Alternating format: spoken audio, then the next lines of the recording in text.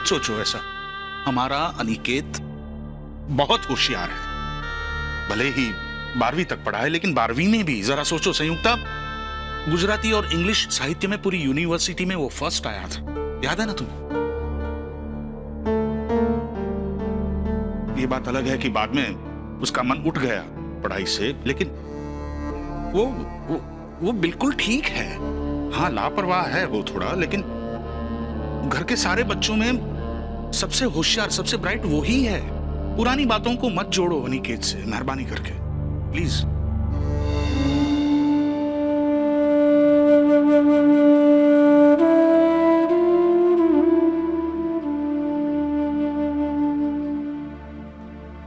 हे महादेव, क्या बात है? जब मैंने सबसे पूछा कि हमारे परिवार में किसी को भी नींद में चलने की बीमारी नहीं है, तो सिर्फ अनिकेत भाई को ही क्यों है? तब सबके चेहरे एकदम अवाक हो गए और किसी के पास कोई जवाब नहीं था। मुझे ऐसा लगा कि हर कोई मुझसे कुछ छिपा रहा है। मुझे वो जानना नहीं है, क्योंकि मेरी माँ कहती है कि जो चीज अज्ञात है वो अज्ञात रहे, उसी में सबकी भलाई होती है। पर महादेव, मेरे सवाल से सबके चेहरे पे जो चिंता आ गई थी, उस चिंता का आफत में परिवर्तन ना हो, वो देखना। हम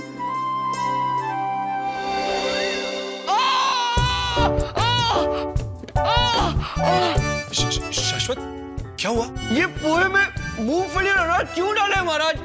मेरे टूट डांट में दर्द है। सॉरी, वो मैंने डलवाया था शाश्वत भाई। अनिकेत भाई को बहुत पसंद है ना, तो ओह सॉरी, मैं भूल गया।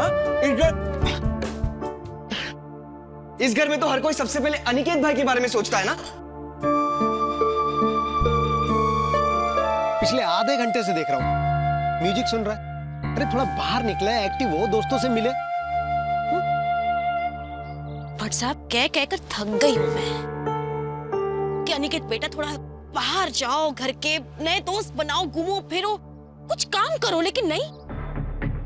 क्या करूं मैं इस लड़के का? शांति, संयुक्त शांति। क्या शांति निखिलेश? अरे चिंता हो रही है मुझे इस लड़के की। 27 साल का हो गया, लेकिन जिम्मेदारी नाम की चीज ही नहीं है। भाभी, अनिकेत बचपन से तो ऐसा नहीं है ना। हाँ, तो अब ऐसा क्यों हो गया है? कहीं आपको तो पता है बरसों पहले इस घर में जो हुआ है वो।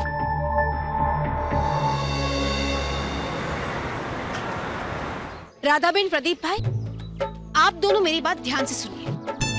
समूह विवाह की सारी जिम्मेदारियां अनिकेत संभालेगा। अरे नहीं संयुक्ता बहन, खामोखाई अनिकेत भाई को इतनी तकलीफ दे रही है। हम दोनों है ना। मैं चाहती हूँ कि अनिकेत सारी जिम्मेदारियां उठाए। यूँ समझ लीजिए कि एक तरह की चुनौती है अनिकेत के लिए। बराबर।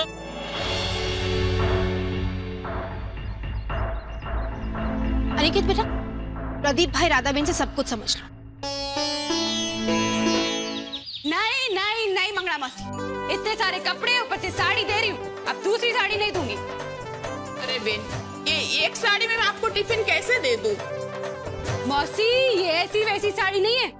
ये साड़ी मैंने मेरी सुपर डुपर हिट पिक्चर में पहनी थी, डंक मारो डंक। उसमें मैं डबल रोल कर रही थी, नागिन भी मैं, सपेरन भी मैं। हाँ, उसके लास्ट में मैं ये साड़ी पहन के बीन बजाते हुए अपनी जुड़वा बहन को पिटारे में बंद कर देती हूँ, गाना गाते गाते। ओहो,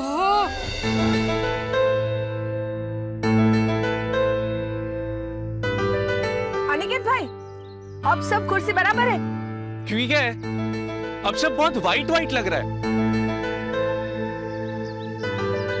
हम एक काम करते हैं, हम 2 सफेद कुर्सी के बीच में एक मरून कुर्सी लगाते हैं। अरे एक मिनट। अरे क्या अनिकेत भाई, 2 घंटे से कुर्सियां ही लगा रहे हैं? हाँ, 2 दिन तक क्या कुर्सियां ही लगाते रहेंगे? और भी तो कितने काम पड़े हैं ना। क्योंकि क्या, अगर परफेक्शन नहीं होगा तो माँ खुश कैसे होगी? अनिकेत भाई, मामूली गरीब लोगों का समूह विवाह है। ये कुर्सियां नहीं रखेंगे ना तो जमीन पे बैठ जाएंगे। नहीं प्रदीप भाई, ऐसा कैसे चलेगा? चलिए, हम 2 वाइट कुर्सियों के बीच में एक मरून लगाते हैं। ओके? चलो लगाओ, चलो फटाफट, चलो यार। अरे अनिकेत भाई कल को आप खाने के टाइम पे बोलेंगे आलू और बैंगन जच नहीं रहा है, इसमें से बैंगन बैंगन निकाल दो और गोभी मिला दो। पक्के